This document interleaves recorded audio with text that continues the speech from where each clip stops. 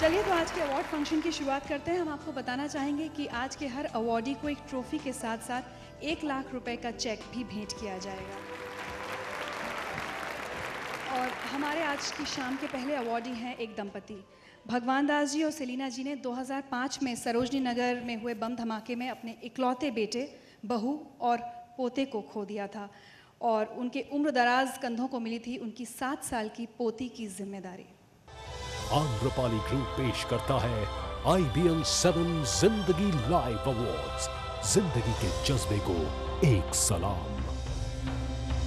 मेरी बहू की तो टांग कट गई है, वो था मेरा 18 साल का खत्म हो गया, बेटा मेरा मालूम नहीं कहाँ है, पोती मेरे पास है, उसी की वजह से मैं बहुत परेशान हूँ कि माँ बाप पूछेगी वो दादी मेरे माँ बाप कहाँ गए, मैं क्या कहूँ।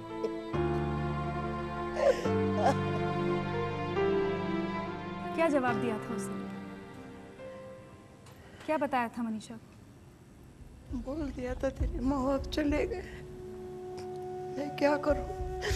उसने खुद कहा कि दादी मेरे मम्मी और पापा भैया चले गए, अब आप अपने आप को संभालो और मुझे भी संभालो। आज एक बेटा था मेरा, वो खत्म हो गया और कोई नहीं है। हमारी भी दोनों की ओल्ड एज है, दादी दादा है, बच्ची छोटी है। यही है, अब इस धमाके ने हमारा सब कुछ खत्म कर दिया, बर्बाद हो गए। लेकिन फिर भी मनीषा के लिए तो हमें जिंदा रहना। खत्म तो हम उसी दिन हो गए जिस दिन हमारे बच्चे खत्म हुए। सबसे बड़ा गम ये है कि नहीं बता सकती,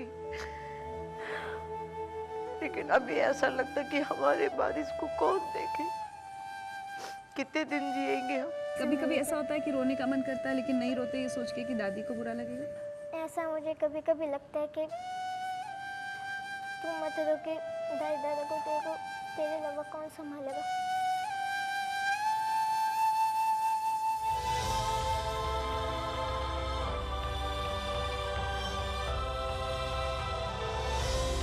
मैं बुलाना चाहूँगी भगवान दास जी, सेलिना जी और मनीषा को यहाँ।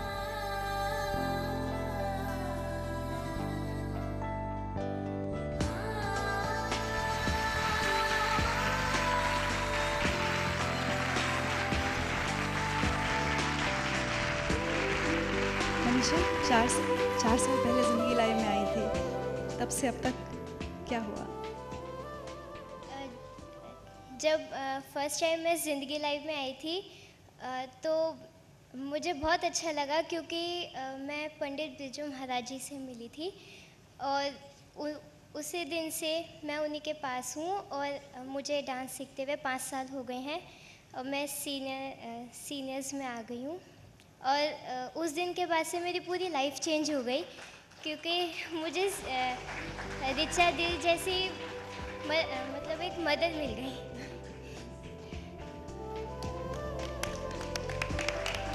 अंबिका जी, एक समस्या है इस परिवार की। मनीषा को इसके पिता का कॉम्पनसेशन अभी नहीं मिला है क्योंकि मिसिंग की लिस्ट में है, तो अब 7 साल पूरे होंगे 2012 में। एक अश्योरेंस हम लोग सब ढूंढ रहे हैं कहीं कि वो इनको टाइमली और सही उस पर मिल जाए। मैं तो इतना कह सकती हूँ कि यहाँ से कल पता तो करवाऊँ किसको कांटेक्ट करना है, कहाँ बात रुकी है। मैं अपनी तरफ से कोशिश इस दिशा में कर सकती हूँ।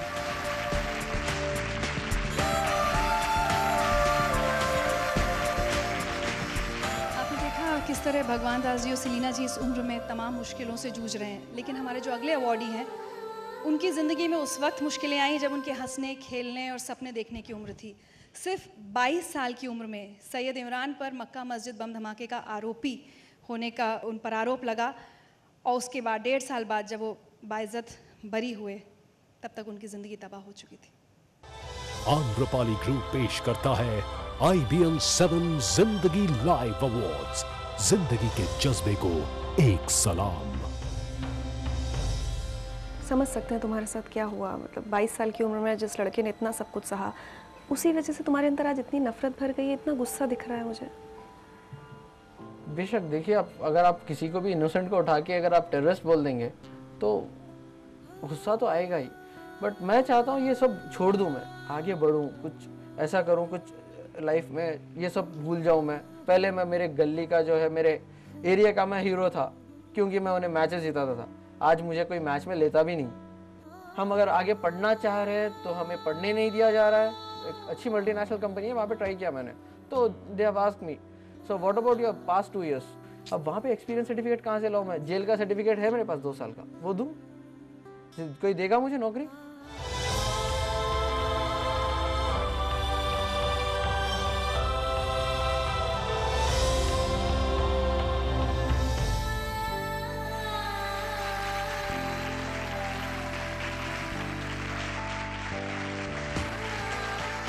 इमरान, कैसे मिली नौकरी?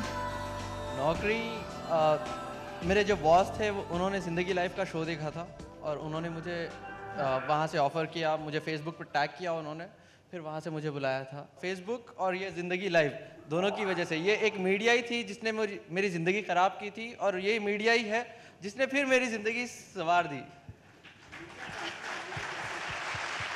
जब तक मैं ज़िंदगी लाइफ में आया नहीं था तो किसी ने मुझे ये नहीं बोला था कि तुम एक्यूज्ड हो करके ही सब जानते थे।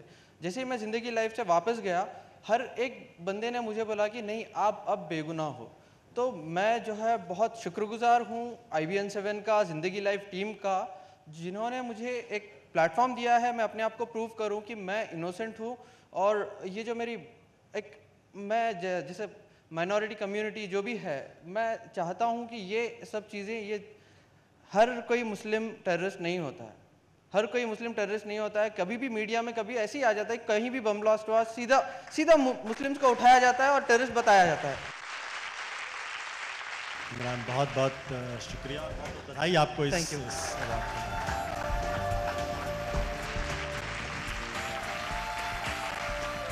दोस्तों, हमारी जो अगली अवॉर्डी है, उन्होंने 84 के दंगों में अपना पूरा परिवार खो दिया।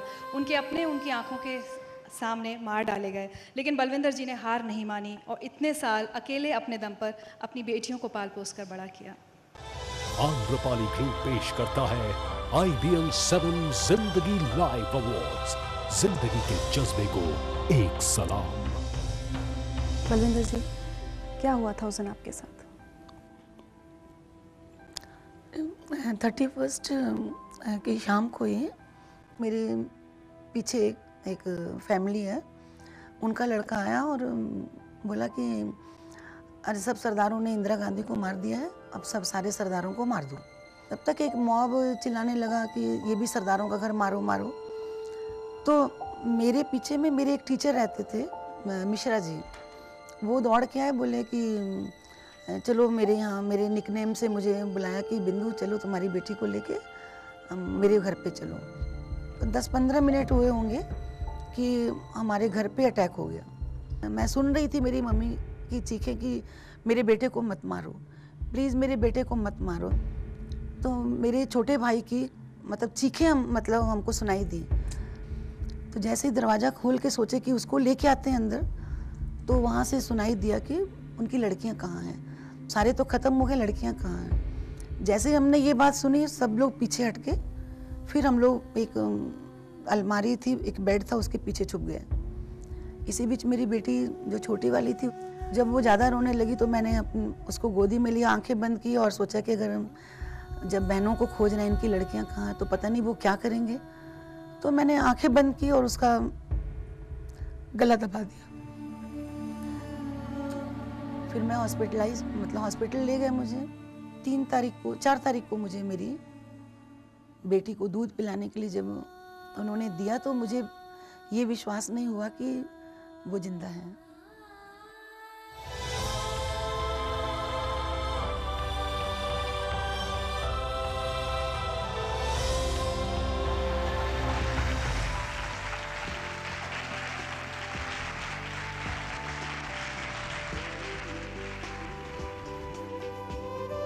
बलविंदर जी, आप शो पर आई थी, तब तो आपने बताया था अपना संघर्ष।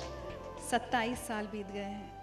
कैसे वो छोटी सी लड़की आपने कहा, और कैसे अपनी बेटियों को पाल पोस कर बड़ा किया, आज सबको बताना चाहेंगे? एक जज्बा था कि अगर उस वक्त मैं पढ़ी लिखी नहीं होती तो शायद अपनी बेटियों को भी इतना आगे तक बढ़ाने के लिए नहीं सोचती।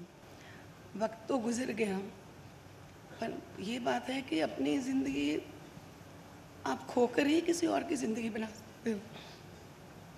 इसीलिए मैं IBN 7 की बहुत धन्यवाद हूँ कि जो चीज़ मैंने 25 सालों में कभी किसी से नहीं कही थी, वो आपने मुझे कहने के लिए वक्त दिया, इसलिए बहुत बहुत धन्यवाद।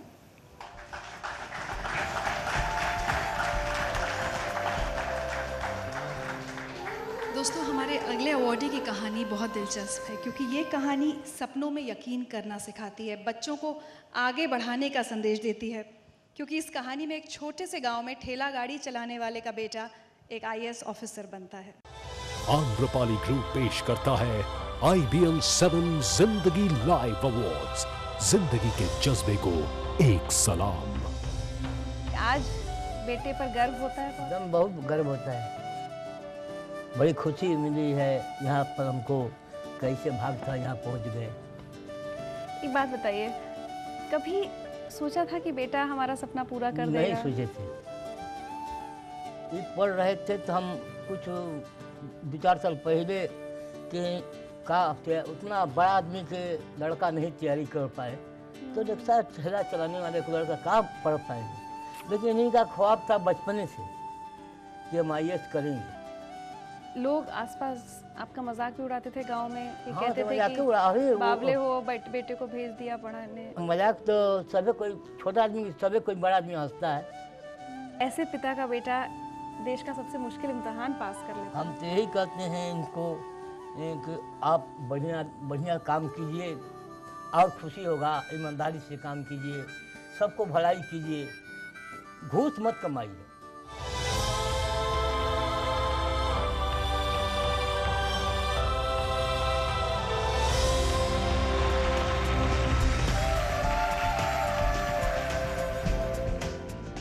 अभी भी यकीन आपको हुआ कि नहीं यकीन हुआ? अब यकीन हो गया, अब यकीन हो गया, मेरा लड़का हो गया। अब सब घर को खर्चा चलाते हैं, हमको काम छुड़ा दिए।